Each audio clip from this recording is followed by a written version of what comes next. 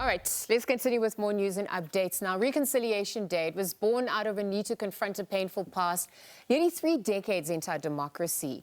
But we're asking, what does reconciliation actually mean in practical terms today? Let's explore this with political analyst Khanyi Magubane. Khanyi, good morning, and thank you for your time in the SABC at this hour. A very good morning to you and your viewers. So, Reconciliation Day is approaching the 16th of December, and we're obviously asking the important questions. Has South Africa at Reconciliation Day become more symbolic, or is it more substantive at this point? How can reconciliation exist when we don't have economic justice and we still have to address some of the social redress issues as well? I think that this year is particularly important because this year we celebrate Reconciliation Day in a time where we've seen a resurgence of right-wing politics in a very big way in the country, and we've seen an attack on transformation and the transformation agenda. And this has caused a lot of, I would say, separation and going back on the progress that we had made as a country in terms of our racial unification agenda. And so as we reflect on where we've been as a country, we also need to look at what the current threats to that democracy are right now. And as we sit here, Lisa, we are having a situation where racism has reared up its ugly head, particularly using the medium of social media and using specific individuals who are pushing a narrative that is divisive and that is drawing us into polarized spaces. And that has been the danger of the resurgence of this right-wing politics that have really been emboldened, of course, by what's been happening in the United States with the rise of the Republicans that side. So we are in a very, I would say, delicate space. I don't want to call it and say in a bad space, but we're not in the greater space as far as our race relations are concerned. And it's going to take the effort of ordinary South Africans to fight against that, because we are seeing that a lot of people are comfortable, into believing that Black economic empowerment is an exclusionary policy, where it's about the empowerment of Black people. And so that misreading is very intentional. And, it stokes the fire, it stokes the divisions. And that's why South Africans have, for the most part, decided to treat days like Reconciliation Day as a day to call friends and family for a braai, go out to a concert and a festival. So the political agenda is almost non-existent to the day. It's become a very well-cherished, entertainment day, and it's quite sad that we are losing the meaning, particularly at this particular time that we are in. Well, Khanyi, to your point, it's about truth, it's about accountability, it's about the sovereignty of our country that's at stake, but also just that democratic project over 30 years into our own democracy. And even if we're looking at some of the unresolved injustices when it comes to the TRC and its work, how that's also playing out, the promise of reconciliation, how it's been undermined by the elite being enriched, and corruption as well, that's taken center stage this year. Absolutely, but I'm encouraged by the fact that the TRC cases and its recommendations have been reopened. Okay. We've seen of recent times the credo calls back in court, and those were cases that were dealt with in the apartheid times. We've seen that there have been a lot of cases that are now, and if I'm not mistaken, there's over 100 cases that are currently being investigated, and others of those are progressing to court. And most recently, we've seen the first few convictions coming out of that. And so there is a concerted effort to circle back to the recommendations of the TRC, because when we deal with transitional justice, we cannot have a cosmetic lens, looking at it. There have to be convictions, there have to be implementation. Otherwise, the TRC was then just another talk shop, and it wasn't.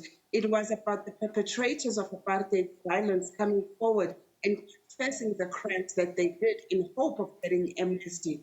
And whilst many of them did get amnesty, the biggest criticism that was leveled against the TRC is that they were never held to a higher standard to reveal everything. That aspect of truth remains debatable, because some say that even those that testified before the TRC were quite conservative with the truth, and that there were many deals cut actually between the government of post 1994 and pre-1994, that some information would remain classified and would not even be brought before TRC. So there are many things that happened, Liz, in this country where we have not yet even begun, to pay proper homage to the people that passed away, to the people that died, whilst we were fighting for our freedom. And that's the truth we need to look at.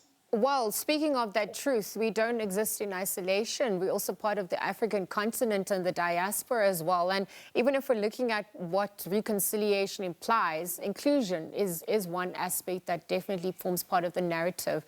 But if we're looking at just your earlier point about the rise of right-wing movements and the rhetoric emerging on that front, the issue of xenophobia cannot be discounted. Anti-immigrant sentiments as well.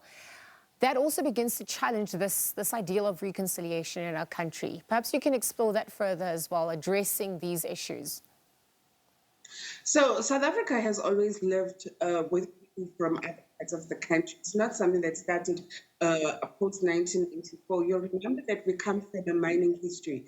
And we come from a history where South Africa has always been surrounded by labor-settling areas to South Africa, like Mozambique, like Lesotho, like Swaziland, like Zimbabwe. Miners have been coming to South Africa and integrating themselves since the 40s, since the 30s, when the mining industries really grew. So that idea of having other Africans within our ranks is not new, not even talking about the Lebanese, the Israelis, the Greeks, the Portuguese, who've been in this country, who also immigrated from Europe and other places.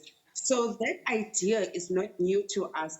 The unique situation that we have now is, of course, the millions and millions of undocumented individuals in the country who, have really come in numbers that the country itself can't even cope. The country is literally imploding, even from a spatial point of view. And I think that the xenophobia that we've always experienced in this country has been more economic than anything.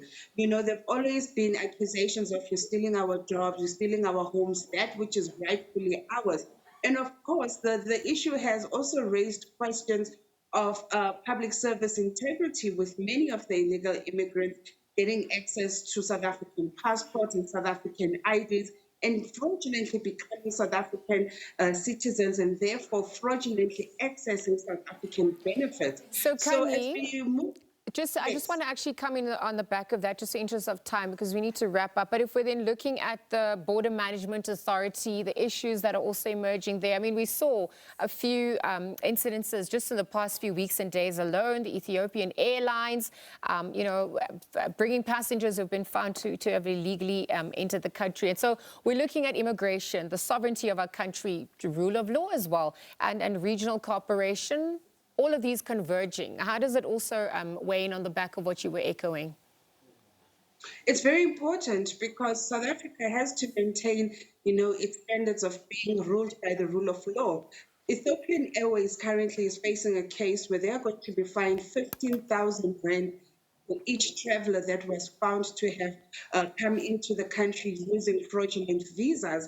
And of course, these were Ethiopian and Bangladeshi nationals. And for me, this raises questions of the integrity of the Ethiopian Airlines, the integrity of Ethiopian immigration. How did they leave their country? And I think perhaps the South African government needs to relook its relationship with some of these airlines and perhaps start to restrict and become stricter on these airlines.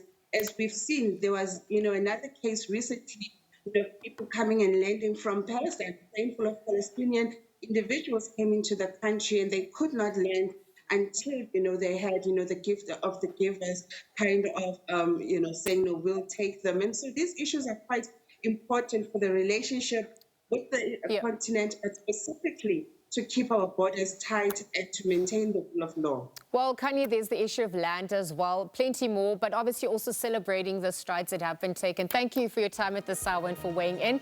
Khanyi Magubane joining us ahead of Reconciliation Day, to be commemorated on the 16th of December, and the cost of freedom explored there. That's where we leave the chat. That's where we leave the show. Thanks for tuning in.